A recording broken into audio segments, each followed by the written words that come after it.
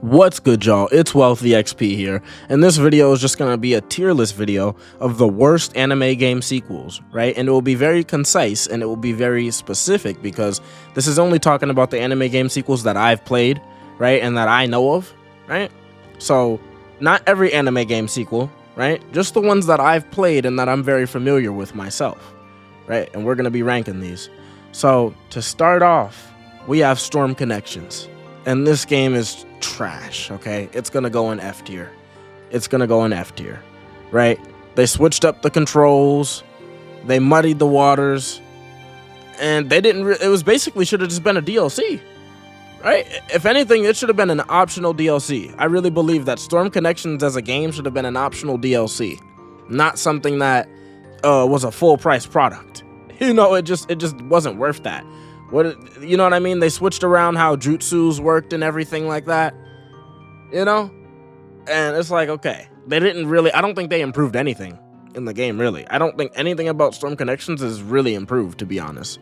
Besides the fact that you can pick people up in combos, that was really good, okay? The only good thing about Storm Connections, I might put it to a D because of that, but it's still just like a terrible sequel. It still should have just been, if your game could be a DLC, then it's an F tier.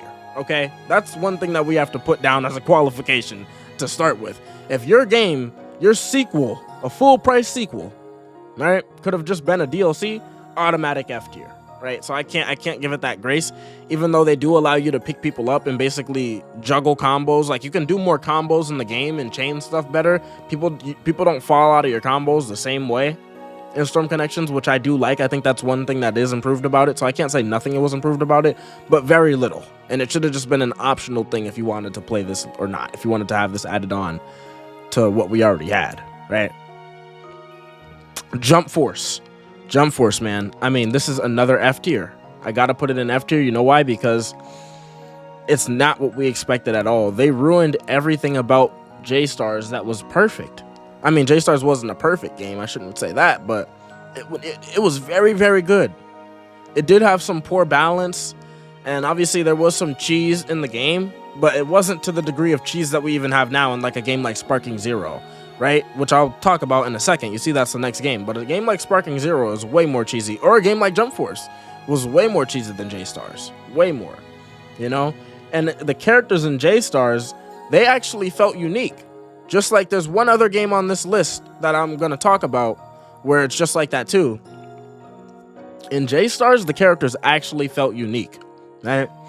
So in most arena fighters or most anime games, the characters all kind of feel the same. You all do a super attack the same way. You all do a counter the same way. You all do this. Every single button is all the same. It's just, okay, we put it on this character. It's like a template. You know what I mean? Every character is literally a clone of each other. That's how it is in Sparking Zero. And that's how it is in Jump Force as well.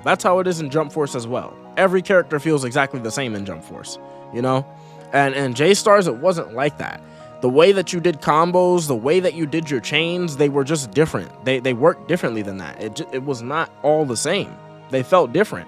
It's one of those things where you had to play the game to really know. There's one more game on this list that I'm going to talk about that's like that, but you had to play that game to really know exactly how much different it actually felt. Each individual character felt unique in J-Stars. That's one thing that was great about it. Like, not all of the characters could fly, right? So you would have characters that could only run. You would have characters that could fly. Like, it was so cool. Like, just the way how, for example, Suna. You had Suna in the game. Oh my god, Suna was so fun to play in J-Stars. Literally, playing Suna in that game made me want to watch Hitman Reborn. Literally just playing Suna in that game. Then I learned that Hitman Reborn hasn't finished the events of the manga, and I don't want to read the manga, so I've waited on that. But yeah, Suna is so fire, bro. And the way he does his combos, like, it's a mix of like melee ground combos into like flying combos. Like, he's juggling you in the air while flying. Like, it's just so cool. It's so cool. J-Stars is really one of the best anime games ever. It really is. J-Stars Victory Versus Plus. That's one of the best anime games of all time, undoubtedly. It just has one of the best combat systems, one of the most unique feeling combat systems where it actually feels different. Like, bring that back. Why did they do that with Jump Force? They killed that. They ruined the game with Jump Force, man. They ruined it, man. They ruined what that sequel was supposed to be. They fucked it up and they tried to switch everything around and make it all easy. They made it all easy for everyone to do. Like, no, you actually had to learn how to do the combo strings for every single character in J-Stars Victory Versus Plus. You had to learn, like, every single character, you had to learn their combo strings. It wasn't just like the same thing for every character. If you just press square, square, square over and over, you would have did a basic combo for every character. Yeah, you have the same basic combo, but like to actually do like the strings that get you the high damage and do certain things, it was very different for each character. Very different, you know? And we don't see that in anime games anymore. And Jump Force ruined it because they tried to simplify it for all of these scrubs who just are trash. You know what I mean? I don't know why they did that, but that's what they did. So for that reason, Jump Force is going in F tier. It also had a horrible story, you know, terrible graphics, right? Like, what are these like live action looking ass graphics? Like, bro, those graphics are trash. These are some of the worst graphics in anime gaming ever. Like Dragon Ball Battle of Z. Dragon Ball, that Battle of Z game has better graphics than Jump Force. Literally, that Battle of Z game, that 2013 game, I think when it came out, has better graphics than Jump Force. I'm not even gonna lie. Like, it's just horrible. So yeah, Jump Force goes in F tier. I know that was a little bit of a tangent, but I had to explain the importance of how good J-Stars Victory Versus Plus was. People don't give that game enough credit. Even though it did have some imbalance and some problems, it wasn't a perfect game. People don't give that game enough credit for what it really was. You know what I mean? And how unique the characters actually felt, you know? So, and also people will bring up like, oh, there was cards in J-Stars. Yes, there was cards, but you could turn it off. You didn't have to play with cards. You could play with cards if you wanted to. If you didn't want to, you didn't have to play with cards, right? So, yeah, that was a really, really good game, J-Stars, but Jump Force, terrible. Sparking Zero. So now we have Sparking Zero, and this is unfortunately another F tier, man. It's crazy. It's crazy. Like, it's gonna be a while before we get to some good games, because yeah, all of these games fumbled majorly. I mean, Dragon Ball Sparking Zero was supposed to be the successor. It was supposed to be Budokai Tenkaichi 4, you know, and that's not at all what it ended up feeling like. Not at all. It feels like someone just grabbed the skeleton of a Budokai Tenkaichi game, and then they put it on that, and they were like, okay, put the skeleton there, and then put good graphics on the game, and then just throw it, just slam it and leave it like that, you know, and don't even put all the characters that were in the original game in this game. You know, they didn't even give us all the characters that were in the other game. Like, we're just getting Super 17 in a DLC. And we're not even getting it now. That's like 6 months down the line. We're just getting Super 17 and a DLC like 6 months down the line.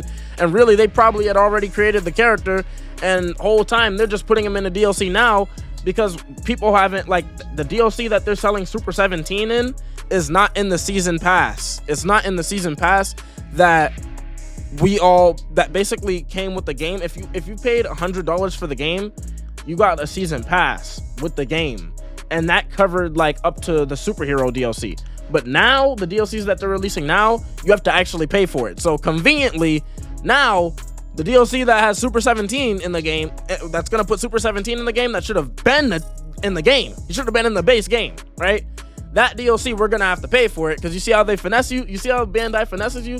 Because that game is a part of a season pass that we haven't paid for. You know what I mean? It's part, or I should say a DLC pack. It's a part of a DLC pack that we haven't paid for because it's not in the season pass, you know? So that's how Bandai plays you. They take a character that should have been in the base game that everyone wants, that everyone wanted to play, and then they already made the character. This is a scam. You know what I mean? They already made the character, right? And now they're gonna put it away, and they're gonna put it in a DLC pack over here so that you actually have to pay for it. It's not a part of the season pass that everyone paid for when they paid $100 for the game. No, you're gonna have to pay another $20 for this.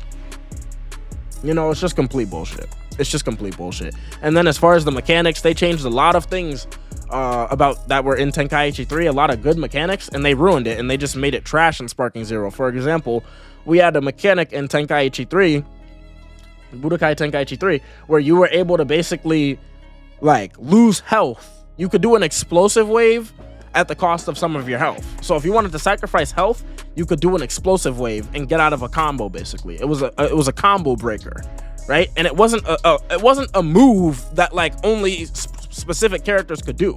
You know what I mean? It was an actual combo breaker that pretty much anyone could do it. If you were willing to trade some health, you could do that explosive wave and get someone off of you. That was a great mechanic. What did they do in Sparking Zero? They made it this individual move where basically only fucking Vegeta has it. You know what I mean? Like Vegeta and like a couple other characters got that shit where they can do an explosive wave and basically break a combo. You know, him and a couple other characters, Vegeta, Jiren, a couple other characters have it, but it's very limited now. Bardock has it, which Bardock has the best one in the game because it goes into his sparking mode as well. So he has the best one in the game.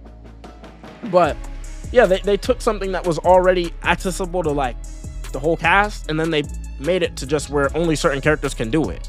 When that was already a good mechanic, why would you change that? There's a reason why we liked Budokai Tenkaichi 3 how it was. No one asked you to change anything about the game. Leave it alone. Leave the game alone. You're terrible developers. You're not doing shit to improve the game. Stop. You know, you're not improving the game. You're ruining it. You're ruining it for everyone else. Why would you change the things that were already good? Same thing with J-Star. Same thing with Jump Force. Why would you change the things that were already good? Don't try to make everything easy. No, keep it unique. Keep it difficult. I want people to struggle to win. You know what I mean? Struggle. You don't know what you're doing in this game. Struggle, boy. I don't want you getting on this game and it's so easy. Like, oh yeah, you just press R2 and square, R2 and triangle, R2 and X. Do all your super moves and you just spam your super moves. Like, bro, that's some trash. Come on, man. They be simplifying these games for these babies out here, bro. I hate that. I hate that. But My Heroes 1 Justice 2. You know, this game was a complete cash grab. Just like Sparking Zero, just like Jump Force, and just like Storm Connections. It's better than those games, but it's a complete cash grab. You know, just a complete cash grab. I'm going to put it in D tier. And the reason why is because this game came out way too early, right? The anime and the manga were both still ongoing when this game came out. So basically this game was just a cash grab because they were like, oh no, we don't want to wait until there's actually more characters, until there's actually more unique forms, until there's actually more content to put in this game. We don't want to wait. We just want to cash grab people because a lot of people bought My Hero 1's Justice, the first game, you know, and a lot of people did buy it because admittedly so, this is the other game that I was talking about that actually does feel different, where all the characters do feel unique. I will give them that. That is one reason why I'm putting it in D tier and not F tier as well, because it's a complete cash grab and it did not have enough content to justify itself. It should have definitely just been a DLC. It's the same thing as Storm Connections, really. Really, it's the same as Storm Connections. Like, it could be right here. It really could. It could be right here, just above Storm Connections. You know, it's the same thing as Storm Connections, the exact same thing. Right? But the only difference between that game and Storm Connections is characters actually feel unique in My Hero 1 Justice. I'll give them that. And that's a thing that I really do like to see in arena fighters. I like to see where characters, like, don't act like just because this is an arena fighter, you can't make these characters unique. Yes, you can. Yes, you can. You can make these characters unique. You're choosing to make them all dull because you're being a lazy developer. You're trash. You know, that's what you're doing, you know? So I don't want to see that. And that's why I'm giving this a D tier. That's the only reason why I'm putting it above Storm Connections, because it's the exact same thing as Storm Connections. It's literally the same thing as Storm Connections. There's not much else to be said about it, right? But like I said, the characters did feel unique in this game, which it puts it above all of these other games, right? All of these other games, the characters do not feel unique in these games. The characters feel exactly the same in every single one of these games right here, right? So, but in this game, they do feel different, just like J-Stars. So the only way you would know what I'm talking about is if you've played My Hero 1's Justice 2 or 1, or J-Stars Victory Versus Plus. If you've played those games, you know what I'm talking about characters feeling different. There's a real thing there. Demon Slayer Hinokami Chronicles 2. I'm going to put this in... we're going to put it in a C tier. It really could have been a DLC as well. I'm not going to lie, this game could have been a DLC too. But it's a pretty good game. It's a pretty good game. It actually is a good game. But for a sequel, it can't be higher than a C tier. I'm sorry. It cannot go higher than a C tier for a sequel. It's a good game, and it does feel really good, and it's actually like an upgraded version of the Storm formula. So what we play in the Storm games, which are amazing games, this is actually an upgraded version of that formula, basically. You know? So, or a revamped version, a reimagined, you know, whatever you want to call it, version of the Storm formula, and I think they did that really well. The story in this game is really, really good. The graphics are amazing in this game. Like, it's very, very anime. Like, the art style, I would say, out of all of these games, actually, out of every single one of these games, I would actually say the art style of Demon Slayer Hinokami Chronicles is like the most closest to how the anime looks. Like, it's the most anime accurate with the art style and the graphics. It is. It's the most anime accurate out of these games with the art style and the graphics. Even more than Sparking Zero, I'm not gonna lie. Because there's parts in Sparking Zero where the characters just look weird. Like, they don't look like how they look in the show. They look weird. Like, they just look off. Like, yeah, the model and the cell shading is really high quality, but they look off. Y'all know what I'm talking about. There's times where just characters' faces and shit in Sparking Zero, the pose that they're making or how their body look, it just looks off. You don't get that in Demon Slayer Hinokami Chronicles 2. In Hinokami Chronicles 2, every character looks very, very good. I'm not gonna lie. They all look anime accurate with the art style.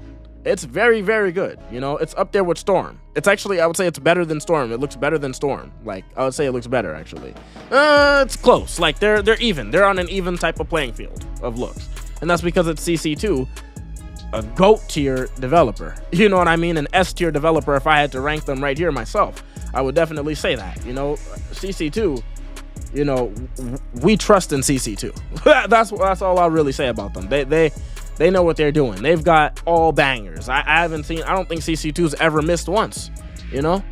The only thing about this game is that they should have waited until all of the Infinity Castle arcs were done. Like, wait until all the Infinity Castle movies come out so that you could put all of that content into the game. You know what I mean? We could have had a really good Muzan. We could have had really good characters, like more expanded versions of their skill sets and what they can do.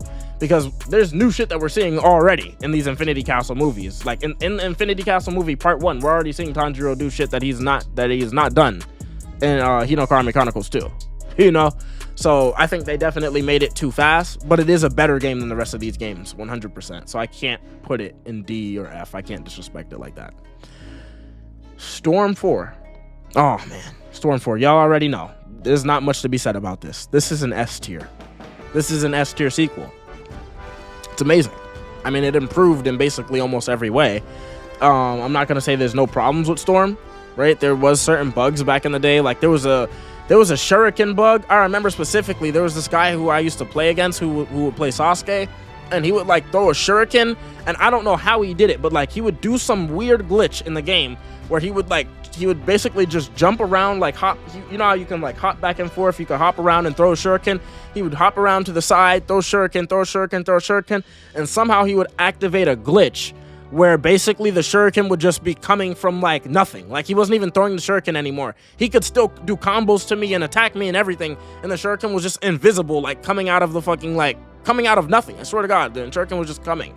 If y'all know that glitch, y'all know what I'm talking about. That's one of the most bullshit things ever. I'm not gonna lie, like in any game ever. I am not gonna lie to you. When he did that to me, I was like, wow, bro, this game is some bullshit, bro. Like, I ain't gonna lie, like, that's the one thing about the game that I would say, like, bro, like that glitch was actually gay. Like you could literally spam shurikens and have shurikens like coming out of thin air. It was a glitch where they could come out of thin air and dude could be doing a whole combo on you. He could be juggling you, doing super moves, and the shurikens would be hitting you the whole time. Sometimes they would reset you. Like the shurikens, while you were getting hit by the combo, the shuriken would reset you and then you would be getting put into an infinite combo. I swear, that's what would happen. So there was some bugs with that game. That game was not a perfect game, but as far as besides that, and besides some other minor things with that game, it's an S tier sequel. S tier sequel. I mean, Storm 4 is so good. I've seen so many hours into that game. The Storm games in general are all amazing, and you're probably like you're about to see me probably put all of these games in like A tier. You know what I mean? And they're not all the same level of quality. They're not. They vastly differ in quality. The rest of them are not on the level of a Storm 4. You know what I mean? They vastly, except for maybe Storm 2 was actually really good too. I don't know if I want to put that in S tier, but Storm 2 was really good as well. You know, I really liked Revolution too, but they're not all the same quality as Storm 4. Storm 4 is better than these games, you know? I almost want to put Storm 2 in S tier too, because I love Storm 2. I really do, but I can't put it in S tier. I can't put it in S tier. It's not S tier. But compared to all of these other games, it really is low-key. Like, it's low-key S tier compared to these other games. You know what I mean? It could be. It could be. I'm just being, I'm being like, I don't want to glaze Storm that heavily, you know? So, there is that. But, yeah, no, Xenoverse 2.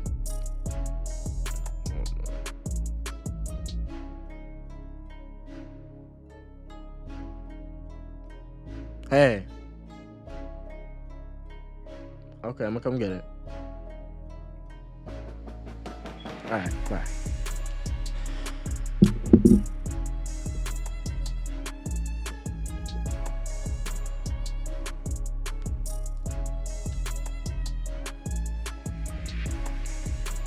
Xenoverse 2? Oh man. Y'all already know. Xenoverse 2 is an S tier. It's an S tier sequel to a game. I'm gonna put it above actually Ultimate Ninja Storm 4 because Xenoverse 2 might be the best anime game of all time. I'm not gonna lie. It might be the best anime game of all time because you get so much content with Xenoverse. You get to create your own character. You know, the only thing that you can't do in Xenoverse, which I think they should take from like a game like Absolver, for y'all who played Absolver, y'all know what I'm talking about. In Absolver, you can actually build your own combos.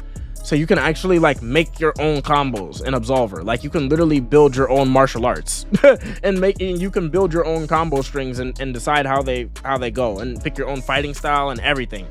So I would like to see more of that in Xenoverse. You know what I mean? Kind of how we seen the character in Age 1000, Dragon Ball Age 1000.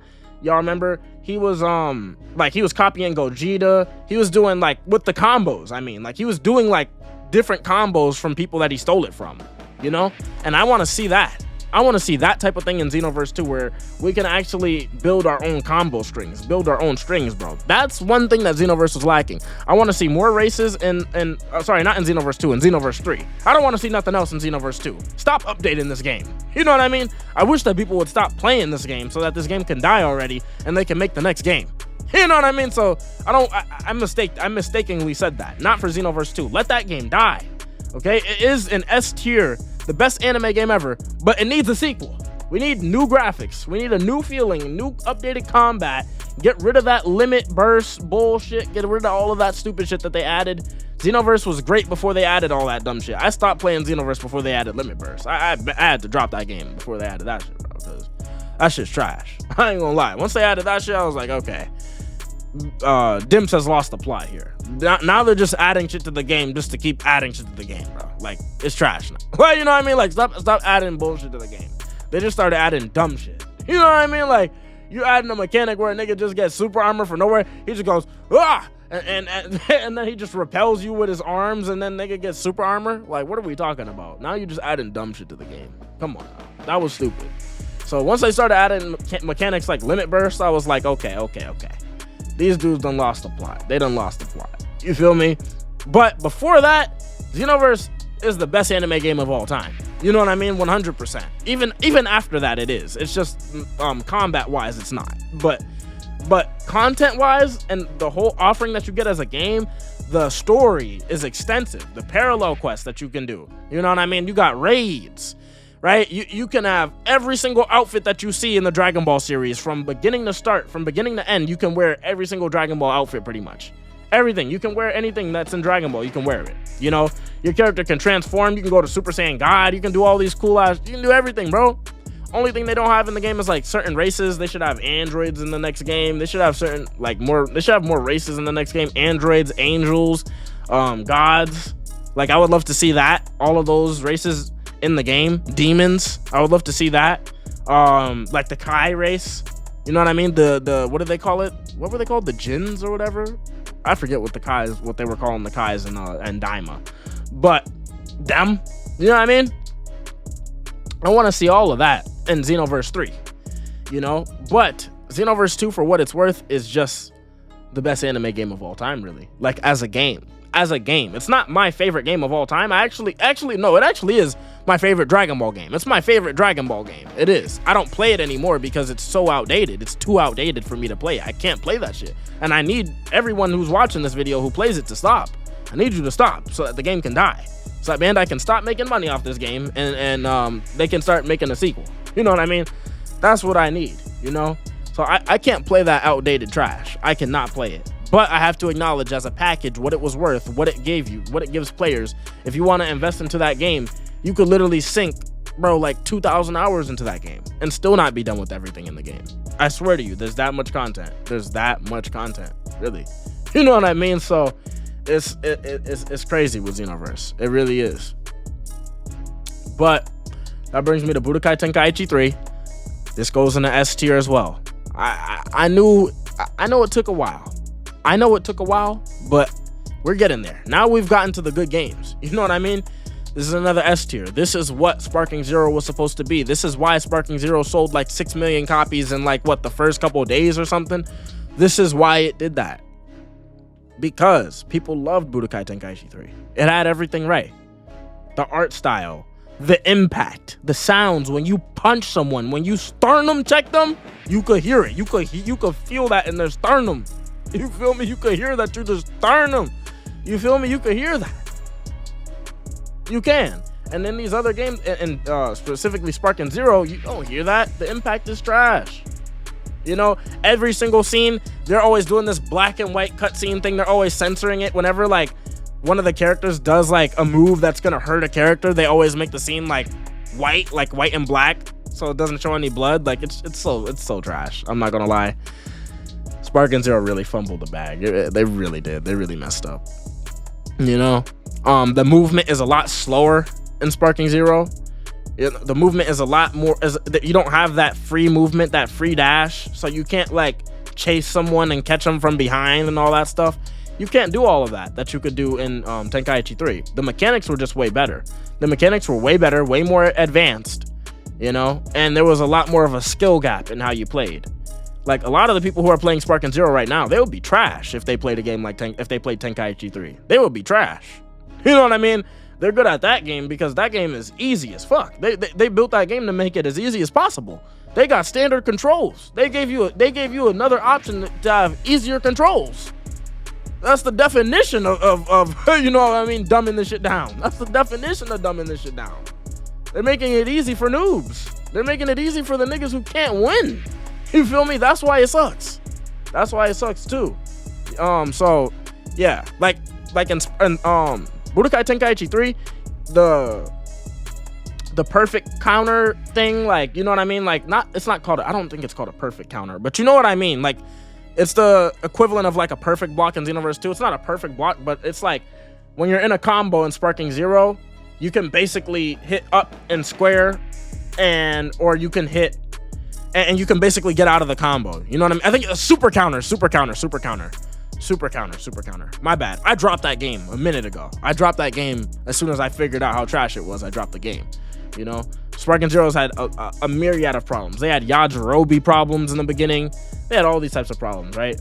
But the super counter mechanic was actually harder in Budokai Tenkaichi 3. So when you were getting comboed, you would just be getting comboed. It wasn't like, okay, you're just gonna do a super counter and you're just gonna get out of this combo for free. You could just spam a mechanic and just get out of this combo for free. Like, no, bro, that shit's trash. That shit is trash, bro. I'm not gonna lie. It's terrible because it rewards you. You're getting rewarded for being caught. And what other game where you get comboed, you get rewarded for being comboed and you get a chance to get out of it? You don't get a chance to get out of this shit unless I drop the combo. You're done. You know what I mean? Unless I drop this combo.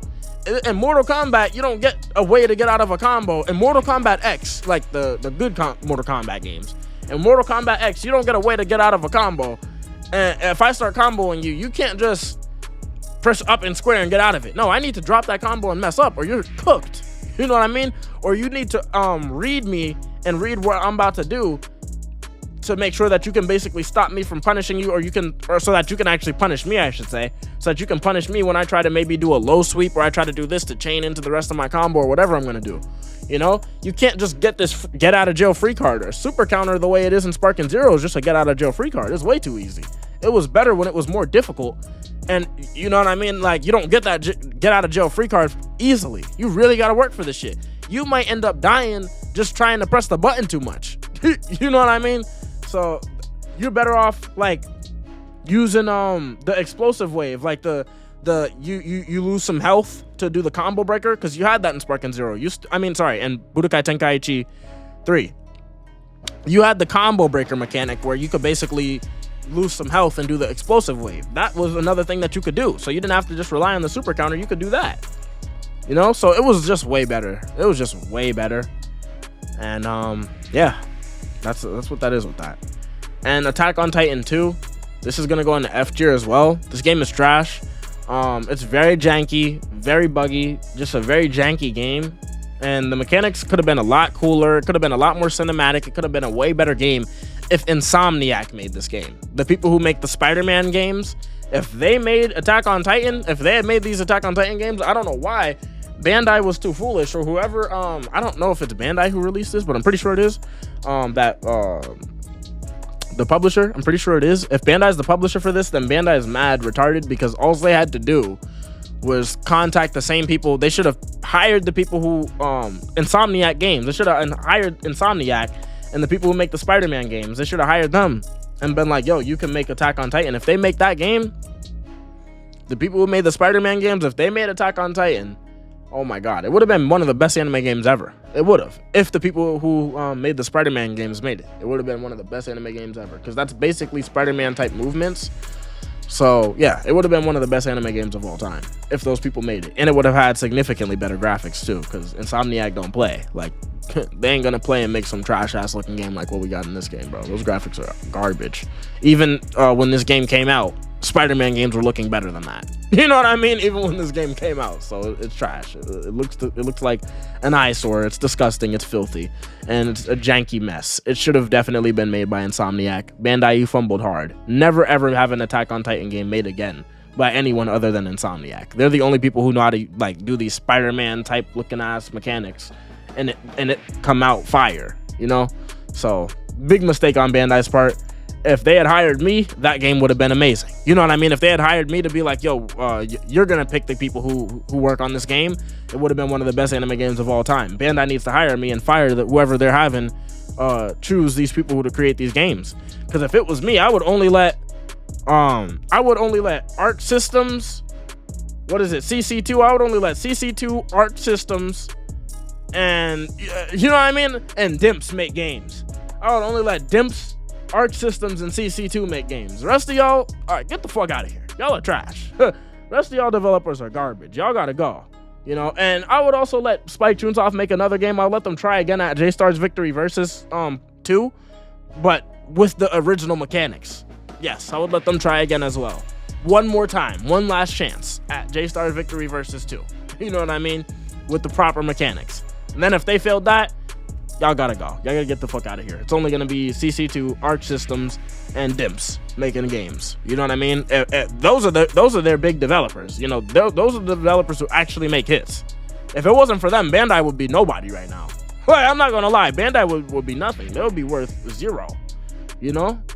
But if you enjoyed this video, like the video, turn on notifications so you don't miss another video from Wealthy XP. All right? Tuning out. Be easy, you guys.